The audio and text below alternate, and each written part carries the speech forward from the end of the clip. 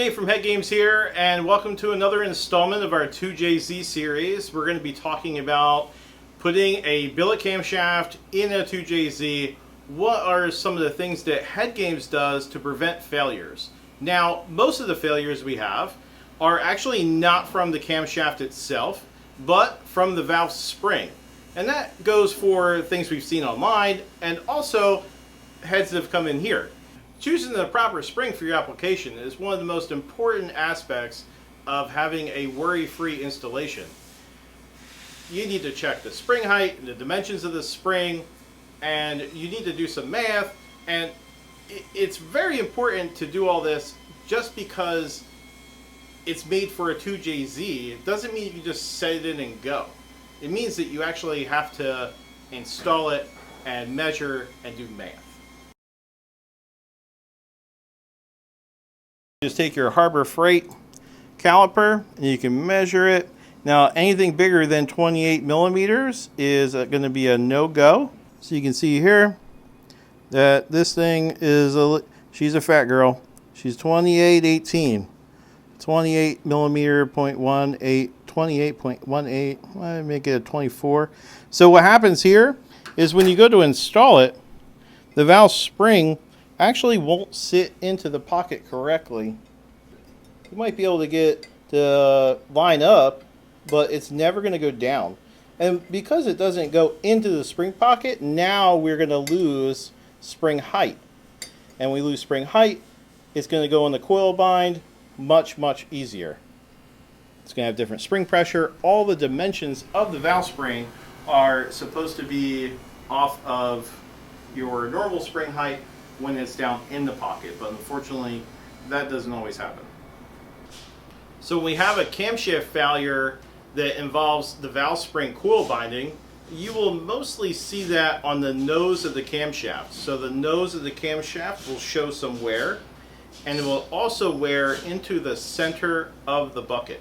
So you might be wondering, okay, what valve spring do I pick? Well, Head Games doesn't include all the valve springs. They're offered for really any application, but we have proven packages that you can check out on our website, and they are guaranteed to fit, they're guaranteed to work, and because we use them every day. And if they didn't work for us, they're not going to work for you.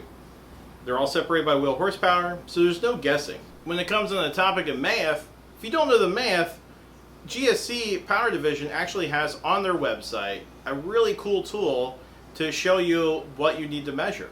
And if you don't know how to measure it, you can check out our YouTube, and there's a helpful video in our 2JZ series that shows how to check spring height and how to check all the dimensions that you need to plug into that GSC tool and come up with your correct spring height. So that way you know you have to shim, or you're just nowhere near it.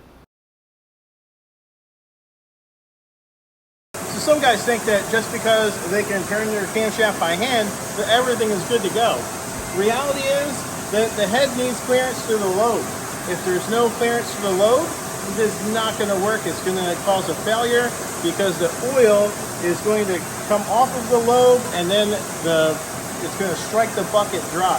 At Head Games, we clearance the head for the cam by machining both sides of the bucket so there's plenty of clearance for the lobe to turn and not have an issue. If you want to know more, check out Head Games 2JZ add-ons, and that is episode 6 in our 2JZ series. How did Head Games come up with this conclusion that it is the oil and not the camshaft material that is taking out buckets?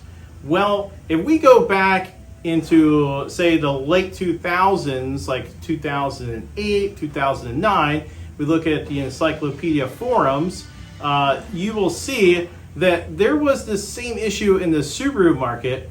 In the Subarus, they were taking out buckets, and everybody was saying screw GSC, screw Kelford, because, well, a lot of people thought that the issue was in the lobe.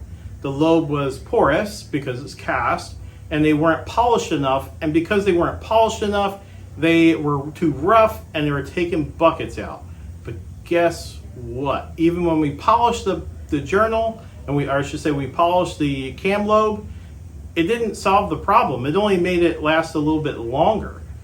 The real problem was that the lobe, even though it didn't hit, it was too close to the cylinder head. So once we started clearance the head for cams and we put just a little bit of clearance there, all of our problems went away.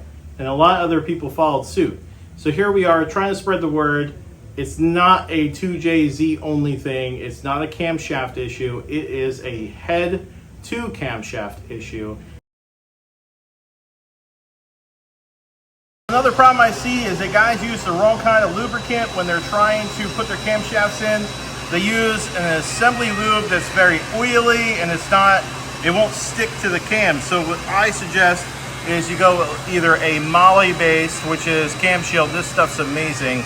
Or you can even use the driven assembly grease, because when you go to put it on the camshaft, it's never gonna come off. That is not going to come off. It sticks there, right? When you put like an oil on it, you guys know I don't even own that stuff, so I can't really show you, but see this Moly based stuff, it sticks to the camshaft. You want to put it on very liberally. You can use even both of them on there. It ain't going to care. Use it everywhere. We've even had a guy, the car ran with 0 oil in the cylinder head for 45 minutes. With this cam shield stuff, right? Head was okay. We were able to reuse everything but one bucket. So really need to pay attention to the assembly lube. That's gonna take out a bucket. If you start hearing a duck, that's from the metal versus metal. And once you start it, it's never gonna stop. I don't care if you say, I got oil pressure. It's not gonna care because of the initial installation. We had a head that came back from a few years of racing in Brady Johnson's Pure Automotive 2JZ Swap Scion. Originally, the head was built for 1,200 horsepower, but he actually ended up at 2,000 horsepower at the tire before the head came back and got rebuilt. All the parts resembled oil starvation. Although there was no oil issues, valve float had caused damage by beating the valve into the seat. When this happened, the latch closed up with less room for oil, then oil starvation occurs. This is not limited to billet cams. The same can happen with cast cams too. Here we have a 2JZ head we did many years ago. The customer loves his rev limiter.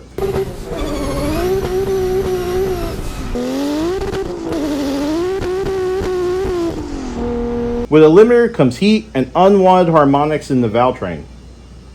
After only 6,000 miles, the damage caused, as you can see, looks very similar to the billet cam failure, even though the cast cam was on a car making more than half of the power the billet cam was.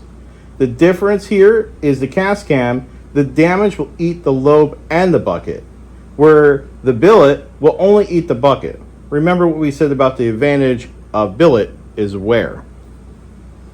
That's it. No crazy magic to make your billet cam survive. Just measurements for a proper install, clearancing for the cam when needed, and selecting the correct parts for your application or your wheel horsepower. Like this video and comment below. I'd love to hear from you. I'm always in the comments. Let's chat.